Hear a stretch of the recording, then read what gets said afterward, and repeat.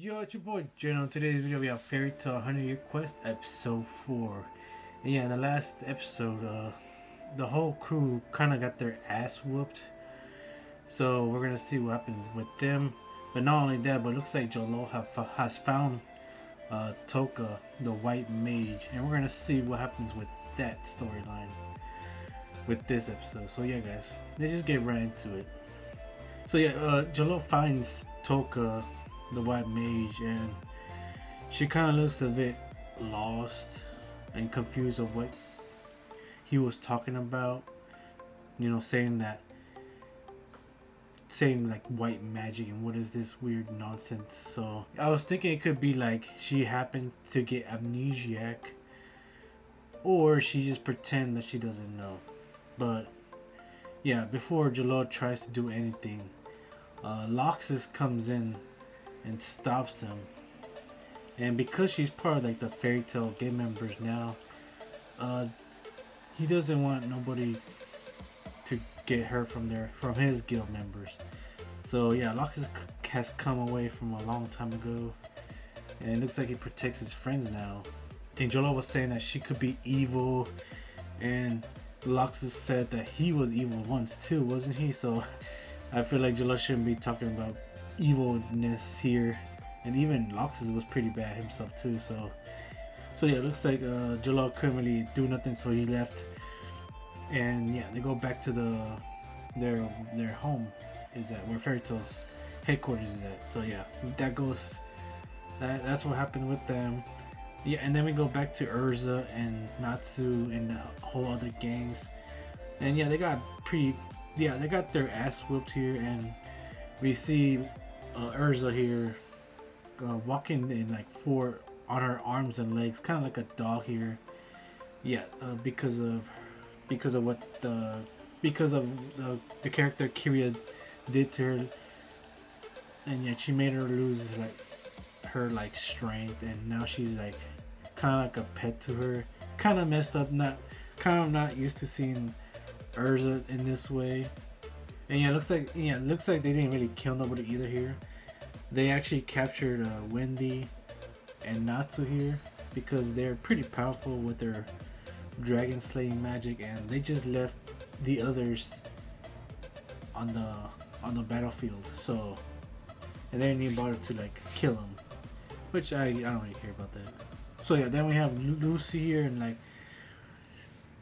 yeah, she kind of was left in the battlefield here. Now she has to go rescue everybody by herself.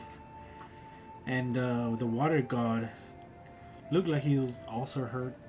I don't know why they didn't capture him either. Isn't he powerful too? So not sure why they didn't get him.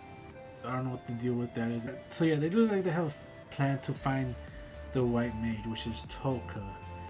So kind of convenient that we know who Toka is already, and looks like they're gonna meet up eventually between each other. It's just bound to happen now. So that's gonna happen.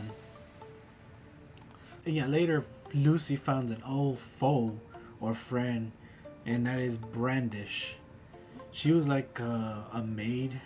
Her mom was like a maid to her mom or something like that. So there's kind of like a weird rivalry between each other. And you know, she's not bad or anything, but she's not my favorite character here. She's just very lazy, I guess. I don't know. There's something with this Brandish character where she's not the least hated character for me, but there's just something vibes with her. She actually seems to have saved Gray from whatever he was doing. She shrunk him, and yeah, she actually came back and helped Luffy and Wendy, and we're gonna talk about that in a little bit. But yeah, she came back. She was explaining what happened to like this brigand, which honestly no one really cares about them. They're like supposed to be like the last bad guys they met in Fairy Tale, and it turned out that they were really weak, and I don't know, I didn't really care about that recap there. But yeah, we find out that she was actually there to not only relax, but apparently there's like a weird thing where you can find a courier somewhere in the ocean, I guess, and she kind of wants her because apparently that was kind of her key but somehow Lucy had it, and now that she doesn't have her, now that now that Aquarius is no longer with Lucy, then it's fair game. So it looks like there's gonna be a weird twist between the two, where they're gonna fight for Aquarius key. So yeah, we go back and it's like nighttime. It looks like Urza is back to normal, and yeah, she sneaks out and looks for Wendy and Natsu, and yeah, they look like they had a plan to like counterattack, but unfortunately they're like in a boat, so they really can't help her. But coincidentally or convenient enough, Brandish comes back again and makes like a huge rock to expand the ship where it's no longer moving. And this is where they start to fight yet again. And yeah, it was like kind of like the same kind of fight we've seen already. But we go back to Fairy Tail's headquarters, and everyone wants to find out why Toka and Jalal were like fighting together. Yeah, Luxus Kanza wants to find out like what kind of secret she's hiding, but she didn't want to reveal nothing yet. She heads home but decides to go where Jalal is, and this is where we see her like evil side of like Toka, and she looked like she was about to like suck in all of like Jalal's magic out. It was going to work until we find out that Toka has two personalities. There's Toka, the normal one, and then we have the white mage, who is like the very evil one, where she wants to destroy the Fairy Tail guild members. Why? Because their magic is too overpowered.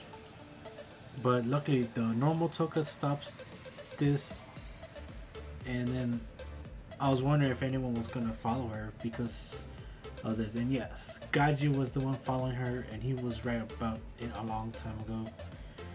And yeah, it looks like she gets arrested, and yeah, that's about it for that storyline.